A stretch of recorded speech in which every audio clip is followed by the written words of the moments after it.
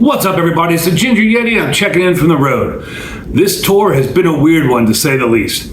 Unfortunately, due to the passing of the legendary, the greatest heavy metal musician, singer out there, the great Ozzy Osbourne, we have had to cancel a few shows for some people to go attend his private funeral.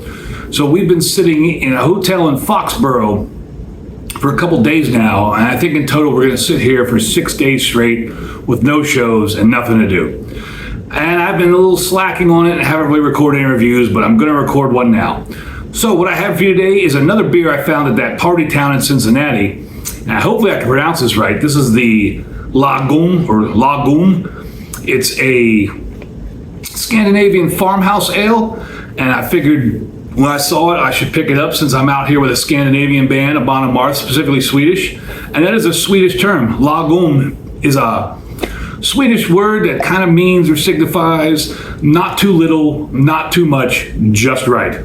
So hopefully this beer is just right. And on the can here, it's 6% alcohol by volume. It's from Deadlow Brewing out of Cincinnati, Ohio.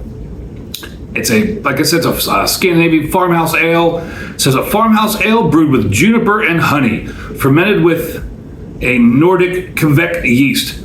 Sounds good to me. Now there's a bunch of really tiny writing on this can. It's a cool looking can here. Skeleton on it, like neat looking can to me. No date on the bottom. See if I can read this tiny writing here. Bear with me. Navigating Deadlow helped community. Man, I need my flashlight. This is just rough. I mean, that writing is super tiny. Maybe my flashlight will help. Where is it? Probably need a magnifying glass. Let's see here. Navigating Deadlow helped communities brew beer. Navigating Deadlow helped communities brew beer. Historically, steamboats transported coal, barley, and hops to communities along the mighty Ohio River. Steamboat crews would navigate by casting out a lead line, an early nautical innovation used to measure deadlow, the minimum depth of the water a boat needs to float. Let's toast today's crews who farm and bring us wheat, barley, rye, juniper, and honey for our farmhouse ale. And then there is a little image on there of the Deadlow, I guess, or the instrument, and it says 13 fathoms blue calico stripe, 10 fathoms leather loop, 7 fathoms red woolen bunting, 5 fathoms white calico strip, 3 fathoms 3 strands of leather, 2 fathoms 2 strands of leather, and then a hand lead or hand lead. Nothing else here on the can. I paid $2.25, and hopefully it's a decent beer. So let's get on into it. Got the iconic plastic cup once again, and on Untapped, this gets a 3.71 with 881 check-ins. Beer Advocate was an 82 good with 3 check-ins. Pour it out here. Should be able to get the whole can in my iconic plastic cup. Set that right there. Get a nose on it.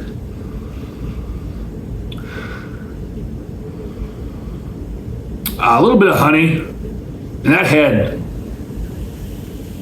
super fizzy loud, real loud fizzy. Just picking up a little bit of honey, not much else. Don't know how old that can is since there's no date on it. And that color, it's a very cloudy, orangey color. Very cloudy orangey color, orangey yellow. I know the flashlight probably doesn't help at all. And it had a finger's worth of head that just dissipated real loudly, real quickly, fine bubble soda-like head, and it was super loud how loud that head was. I don't know if you can hear it over the refrigerator and the air conditioner and everything else going on in this room. Fortunately, there's a lot of noise in this room.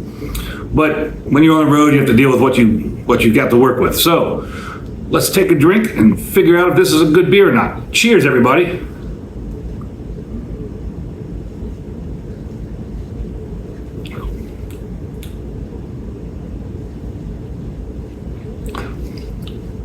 For all that fizzy, super fizzy head, there is zero carbonation in this beer.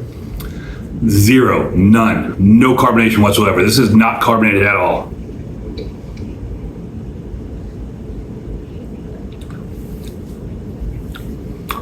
It's light-bodied, almost like water. I mean, it drinks like water. There's a little bit of honey and not much else. And I wish there was a can-on date on this can, because unfortunately, I kind of think the way this tastes, it tastes old. I think this may have been out of date. That's a shame, because I expected this to be a interesting beer with the honey, the juniper, all that. Very cool name. Had high hopes for it. But this beer as it is, I don't know. If I knew this beer was fresh and it tasted like this with zero carbonation, I would give it a skip probably. Because I don't know how old this beer is. I have a feeling it's a fairly old beer from the flavor, all the flavors like just not being there anymore and the carbonation being non-existent. I kind of feel like this beer is very old. I would like to get this at the brewery, find it fresh. So for now, as it is, I'm gonna give it a let it play. For $2.25, it's worth trying it. Maybe you can find a fresh can out there if you're in the Cincinnati area. I'm just disappointed this wasn't better. It's a shame. Once again, it's the reason why breweries should put the canned-on date on their beers so you know how old they are. There is no canned-on date or anything on this can that I can see anywhere. It's a shame this beer is not as good as I expected. And again, I think that's from probably being old. What is this here? Oh, that's just Cincinnati, Ohio, and the zip code. Yeah, I wish I knew how old this beer was. It's a shame that I have to give it a let it play. I really had high hopes for this beer, but you never know what you're getting, especially where you're going to a beer store you've never been to before, and there's no date on the bottom of the can. But it's fun trying to find some of these beers. I really want to go to this brewery now and see if I can get this beer fresh. Don't know where I'm going with this at this point, so I'm just going to end it there. As always, embrace the adventure.